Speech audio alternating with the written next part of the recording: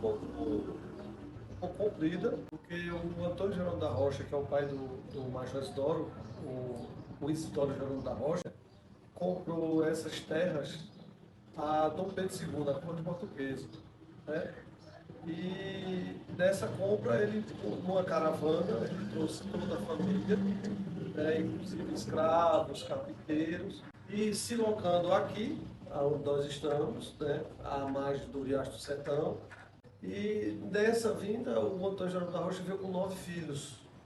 Dos 9 filhos, o Isidoro Jerônimo da Rocha, o Major Isidoro, era o caçula. Ele chegou aqui aos 9 anos de idade. Só que, como o meu bisavô, o Antônio Jerônimo da Rocha, casou a primeira vez, a mulher faleceu, não teve filhos, ele casou a segunda vez e foi pai um pouco velho, teve 9 filhos, né? Então ele já chegou velho, né? E o Major veio com 9 anos. Só que ele já tinha irmãos casados, com filhos. Aí o Antônio Jerônimo da Rocha locou os filhos na região da propriedade dele. Tipo, Bezerra colocou um filho, que aí originou o pessoal dos Alves. Então foi locando. E o Major, por ser menor de idade, aos 9 anos, ficou com o pai aqui na sede, né?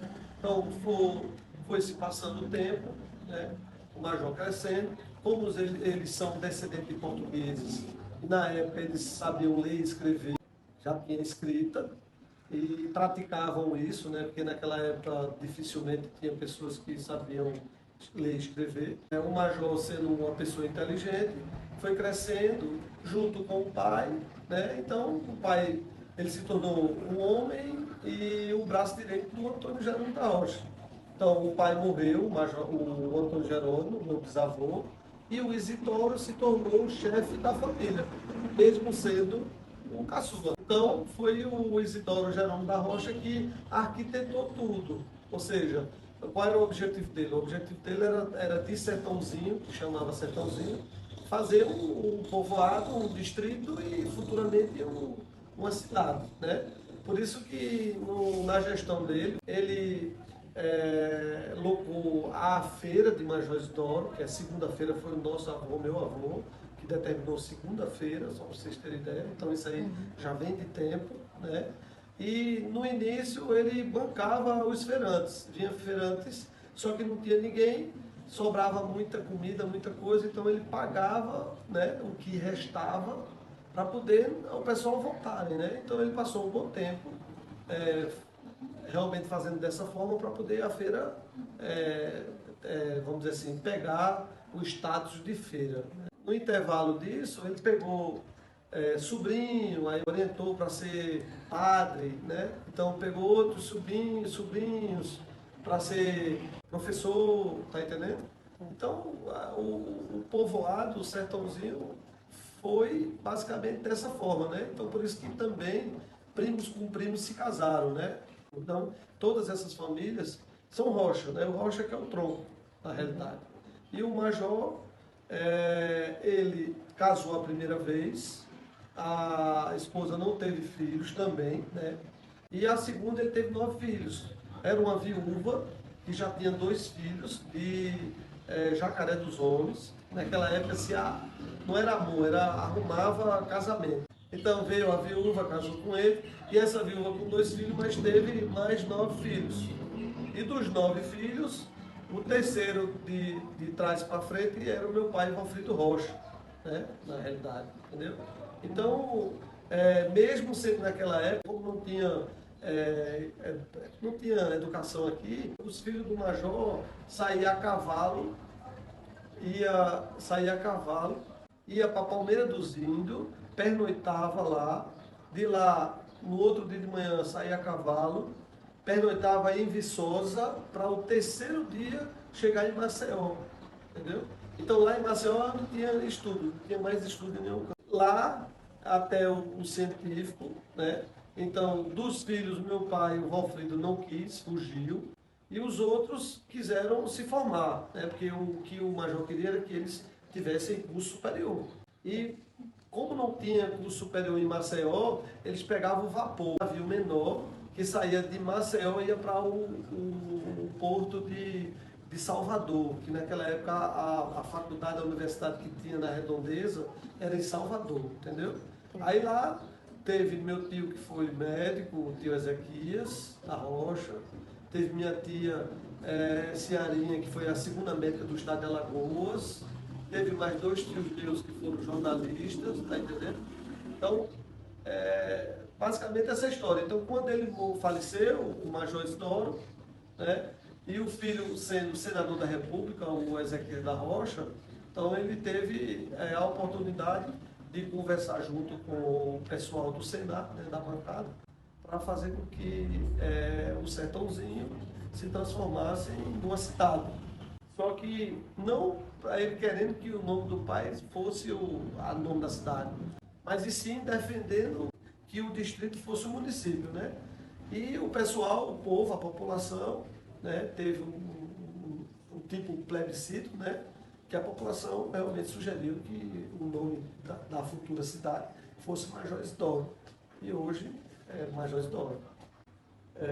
A minha família, ela, como nós somos descendentes de português, do lado do meu pai, né? Lado da minha mãe, índio, mas meu pai, descendente de português.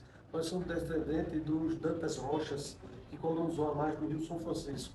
Então, esses Dantas aí, de batalha, esses Dantas, é tudo famílias, né? Descendentes dos Dantas Rochas.